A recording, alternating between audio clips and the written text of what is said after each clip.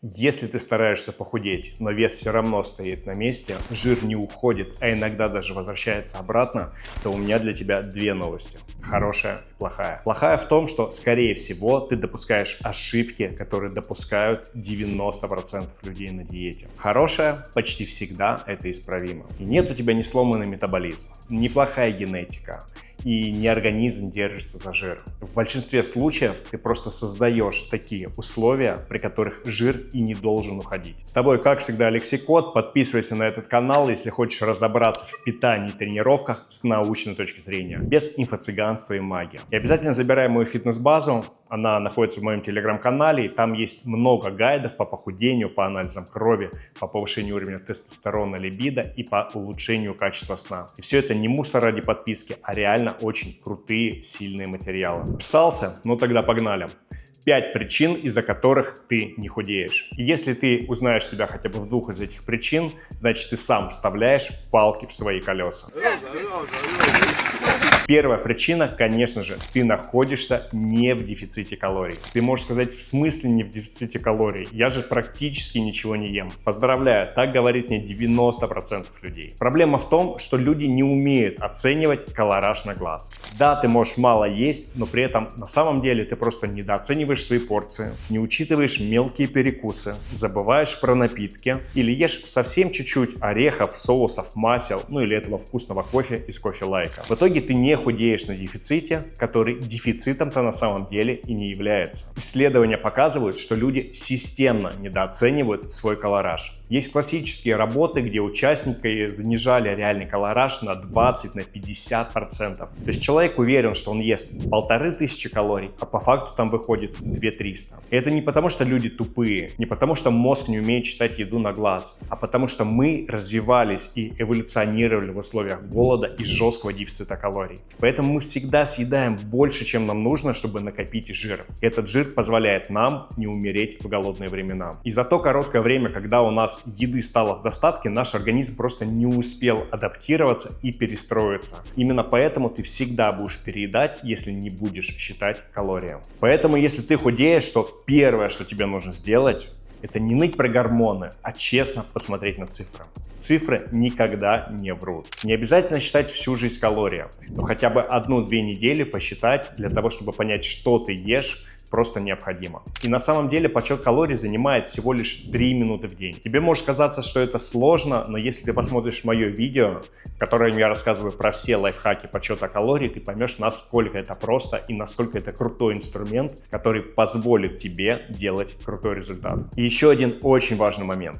Дефицит калорий – это не когда ты мало ешь. Дефицит калорий – это когда твой вес снижается. Точка. Ну и вторая причина – ты переоцениваешь тренировки и недооцениваешь свою бытовую активность. Это вообще классика. Человек просидел на работе 10 часов, вечером сходил в спортзал, сжег там 300-400 калорий, выложил сторис и почувствовал себя героем. А после этого наградил себя вкусной едой с доставки. Белково-углеводное окно ведь работает, и в жир ничего не откладывается.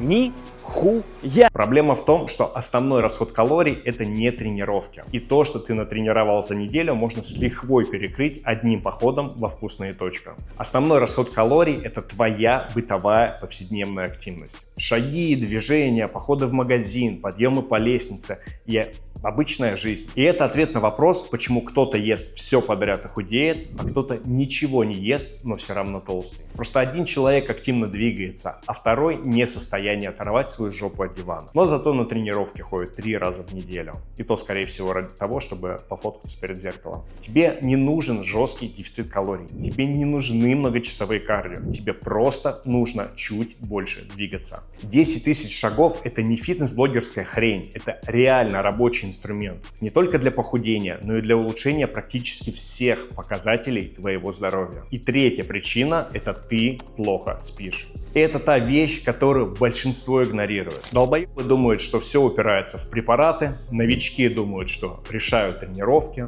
опытные понимают, что питание – это основа всего, и лишь единицы осознают, насколько важен твой сон. Недосып влияет на похудение сразу по нескольким фронтам. Он повышает кортизол, он усиливает чувство голода, он снижает чувствительность клеток к инсулину, он ухудшает контроль аппетита и он делает тебя более импульсивным. Есть исследования, где людям урезали сон и они начинали есть больше калорий в течение дня. Они хуже себя контролировали и они теряли больше мышц вместо жира на диете. То есть ты вроде бы сидишь на диете, но из-за сна ты сильнее хочешь есть, ты чаще срываешься, ты хуже восстанавливаешься и ты меньше двигаешься.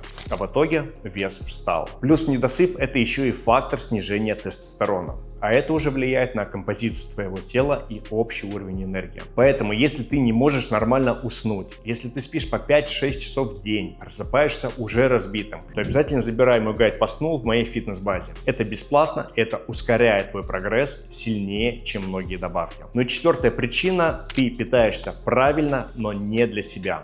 И вот здесь начинается классический фитнес-абсурд. Человек убирает все вкусное, человек ест курицу, гречку, огурцы, запрещает себе сладкое. Все это держится 5-7 дней, может быть 2 недели, но потом обязательно происходит срыв. И он съедает все, что видит, и диета идет в тартарары. И цикл повторяется. Это не диета, это карусель страданий. Проблема в том, что питание должно быть не просто правильным, оно должно быть устойчивым. Гораздо важнее не тип диеты, которую ты выбрал, а как долго ты можешь эту диету соблюдать. Если твое питание не вписывается в твою жизнь, ты не можешь его держать долгое время, значит, нахрен такую диету. Исследования по долгосрочному похудению показывают одну простую вещь. Решает не идеальность питания, а его соблюдаемость. То есть ты можешь всю неделю соблюдать строгий дефицит калорий, а на выходных срываться и перекрывать все те результаты, которые ты сделал за неделю. Прикинь, 6 из 7 дней ты находишься в дефиците, но все равно почему-то толстеешь. Поэтому оставляй себе вкусную еду на диете. Не убирай сладкое. Следи за балансом калорий, белков, жиров и углеводов, а не за разрешенными продуктами. Строй рацион под себя. Иначе ты так и будешь постоянно худеть на 3 килограмма, а потом набирать обратно 5. И да, именно поэтому в своей работе с подопечными я выстраиваю такую систему, которую они могут держать. У нас нету цели сделать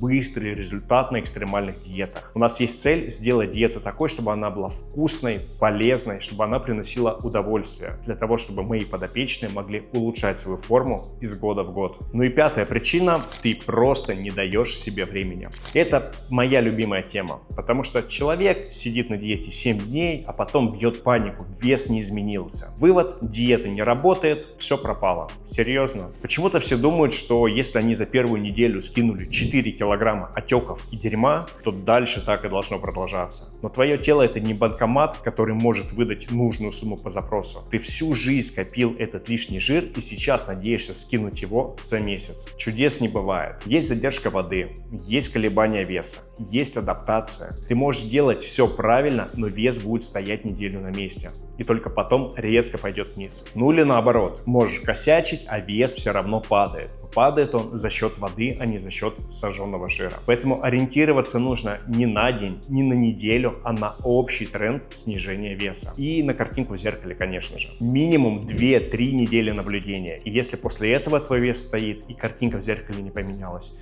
тогда, возможно, пора что-то менять. Потому что если ты каждую неделю меняешь стратегию, ты никогда не поймешь, что действительно с тобой работает. То кето-диета, то голодание, то не ем после 6, то углеводное чередование, то белковая диета, то интуитивное питание. Это не система, это паника. Похудение — это довольно скучный, довольно рутинный процесс, который ты повторяешь из раза в раз. Без магии, без секретного метода. И если ты все делаешь правильно, то результат обязательно будет. Начни с базы. Не с добавок, не с экспериментальных диет, не с видосов блогеров, не с секретных схем. С нормального дефицита калорий, с ежедневного движения, с крепкого сна и с устойчивой системы питания. Напиши в комментариях, сколько из этих ошибок допускаешь лично ты и о каких важных ошибках я забыл рассказать в этом видео. Ну и, конечно же, если это видео было для тебя полезным, обязательно подпишись на канал, поставь лайк и в качестве благодарности забирай мою фитнес-базу в моем телеграм-канале. Это абсолютно бесплатно, там много классных, крутых гайдов, которые выведут тебя на новый уровень. С тобой, как всегда, был Алексей Кот. Хватит искать отмазки и начни выстраивать систему своей жизни. Тогда у тебя точно будет результат. результат. Увидимся в следующих видео и в моем телеграм-канале.